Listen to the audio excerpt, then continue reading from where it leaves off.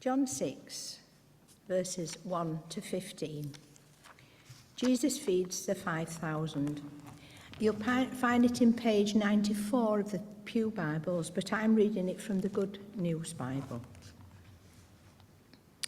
After this, Jesus went to Lake Galilee, or Lake Tiberias, as it is also called. A large crowd followed him because they had seen his miracles of healing those who were ill. Jesus went up the hill and sat down with his disciples. The time for the Passover festival was near, and Jesus looked round and saw that a large crowd was coming to him. So he asked Philip, "Where can we buy enough food to feed all these people?" He said this to test Philip. Actually, he already knew what he would do. Philip answered, "For everyone to have a little, it would be more than 200 silver coins to buy enough bread." Another of his disciples, Andrew, who was Simon Peter's brother, said, "There is a boy who has 5 loaves of barley bread and 2 fish, but they will certainly not be enough for all these people." "Make them sit down," Jesus told them, because there was a lot of grass there. So all the people sat down, and there were about 5,000 men. And Jesus took the bread and gave thanks to God and distributed it to the people who were sitting there. And then he did the same with the fish, and they all had as much as they wanted. And when they were full, he said to his disciples, "Now gather the pieces left over. Let us not waste any." So they gathered them all up and filled 12 baskets with pieces left over from the 5 barley loaves which the people had eaten. Seeing this miracle that Jesus had performed, the people there said, "Surely this is a prophet who has come to the world." Jesus knew that they were about to come and seize him in order to make him king by force. So he went off into the hills by himself. Thanks be to God for his word.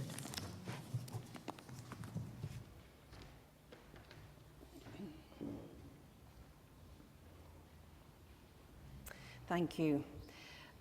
If you were following that in the Bible, you want to keep your finger in the same page, because I've made a mistake. It could say John 16 for the next one, and it's 6. It carries on. So we're splitting the gospel in half. I'm going to reflect on that particular story, then we'll hear the other one, and I'll reflect on that as well. So, who likes bread? Who loves bread? I love bread, but it doesn't love me. Yet again, I have just returned with Andrew, my husband, from a lovely holiday in France, and now we are on what my mother used to call iron rations. In other words, we have eaten far too much delicious French bread and pastries, and as usual, so much more tasty than the equivalent here. I don't know what it is in our supermarkets, and as usual, paying the price for our indulgence. Campsites are not, because we were camping, sorry, I didn't say that. We went in our camper.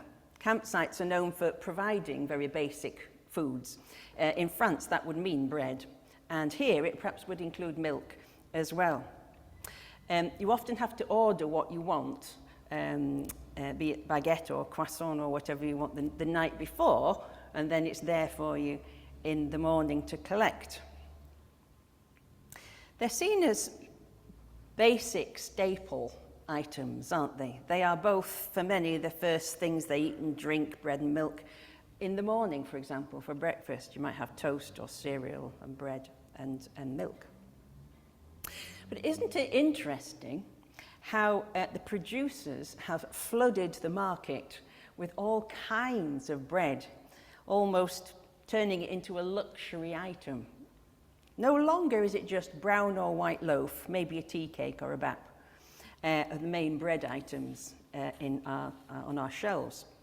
Oh no, we have focaccia, we have bagels, flatbreads, ciabatta, and any type of wholemeal to seeded, pumpkin and rapeseed, and flavoured with anything from cheese, olives, or jalapeno peppers. For a while, Morrison's had our favourite. Andrew and I really like rosemary and cranberry. That was nice when they did that. Obviously, the whole act of feeding the 5,000, about which we have heard so many sermons, I guess in our lifetimes, I'm sure, was not about bread which was a treat or only affordable for the wealthy. The kind of bread which is depicted in this story is very basic, minimal, but is for everyone.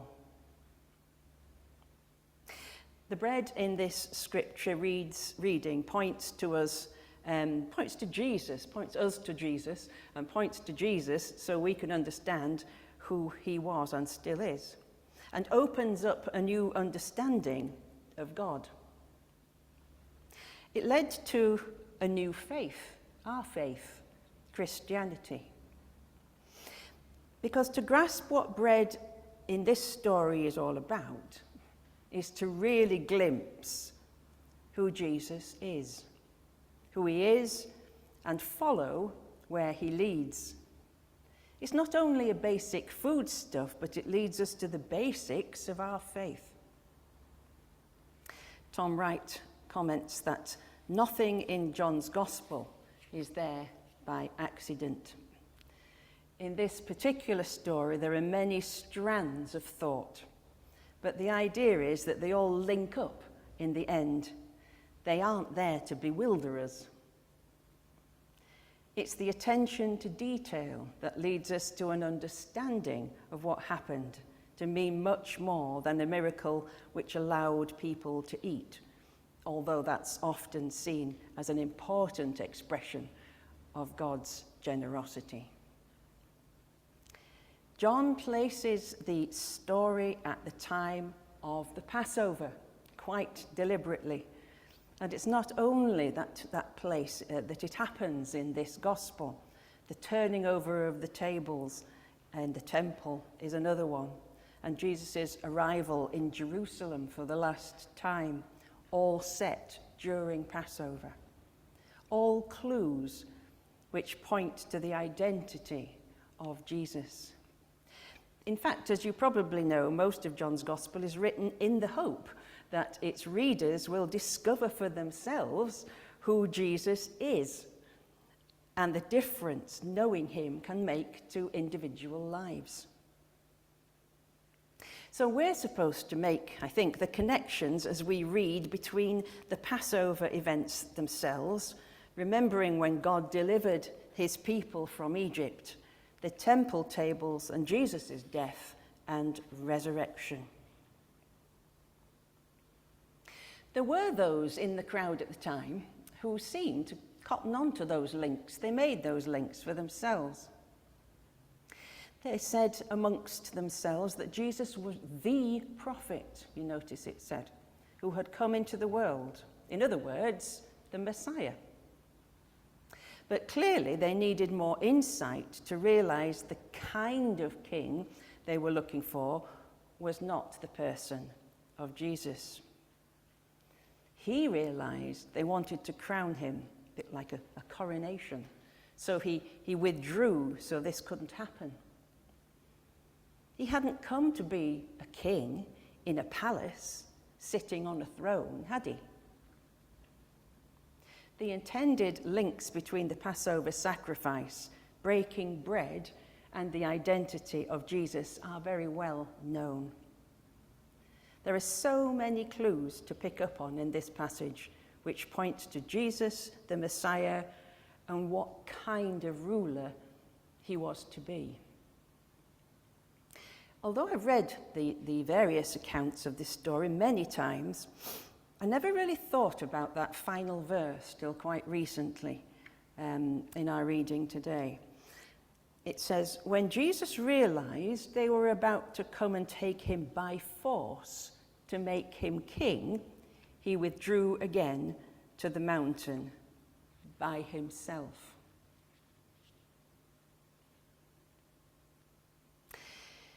I I can't help but think about the American elections, I'm afraid, which are all over our TV screens at the moment.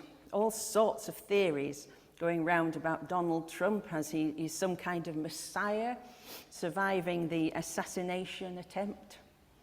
All his supporters cheering for him to return to the White House. Why? Because he's saying what they want to hear. He can solve their problems. He can make America great again, apparently. People in Jesus' time were expecting a Messiah, a Saviour, someone to save the Jewish people. His miracle must have been seen as an indication that he was that person. But both the people witnessing Jesus' actions and modern-day Americans listening to Trump, in my opinion, have missed the point, haven't they? Any modern-day voters wouldn't be particularly impressed with a candidate who stood up and said he or she would be standing to sacrifice themselves for other people, particularly the poor or the disadvantaged. Or would we? I wonder if we really see who Jesus is when we read our Bibles. Do we search hard enough and far enough? Do we grasp one bit and presume others, taking us on the wrong route of wanting to crown him with a gold crown rather than the crown of thorns? Sometimes I think we can overcomplicate faith when perhaps the message is far more simple. The straightforward message for me from this reading of the familiar story is that in Jesus we have all we need. It sounds simplistic, but there you are. In Jesus we have all we need. We remember him in bread and wine when we share communion together, not bread with cheese or jalapeno peppers or cracked black pepper or anything else. He is the basic but vital ingredient for our lives as believing Christians. You'll have got used to gluten-free bread, though, having Vicky as one of the ministers, won't you? We pray, give us this day our daily bread. And it's this nourishment we need which helps us cope with whatever life throws at us. The basic foodstuff on which our faith is built as we learn to make the connections between Jesus the preacher, Jesus the healer, the teacher, and God's Son, God in person.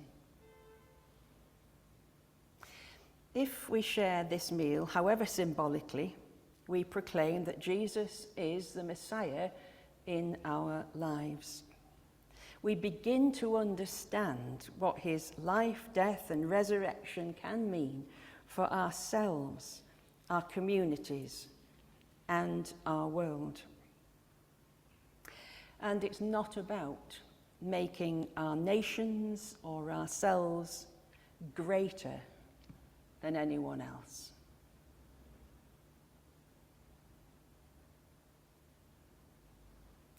We're going to sing again, and then we'll have the second part of that gospel reading this morning and another reflection. This takes me back as well. Singing the Faith 252. Jesus the Lord said, I am the bread. I remember standing here in the junior choir that Auntie Marion Clough used to lead, and remember singing this when I remember learning this as a little girl. So that's another memory, a hipper home memory for you. So it's 252 if you're following it in the book. Jesus the Lord said, I am the bread.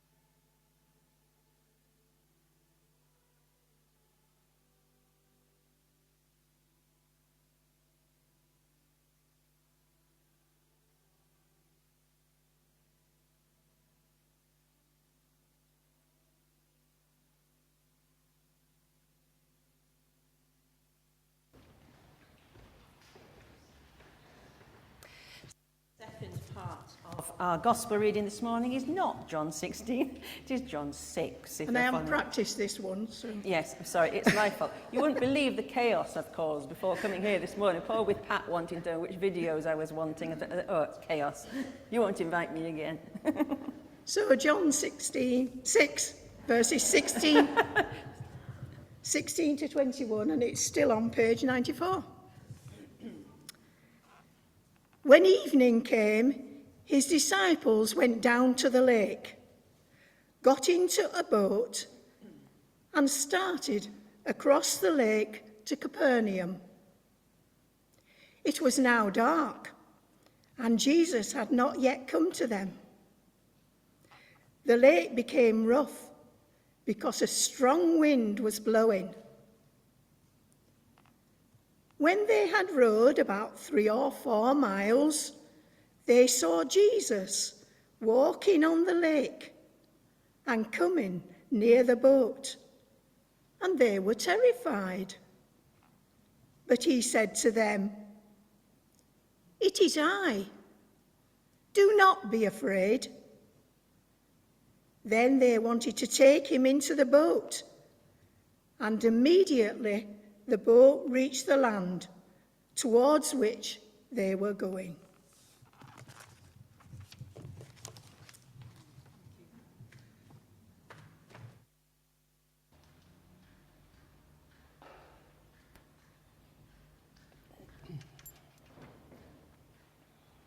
Thank you, Pat.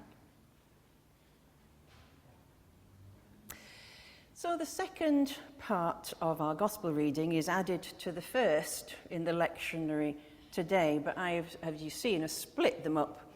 And when I first read them together, I wasn't sure I could see the connection, but I've tried to explore what the links might be.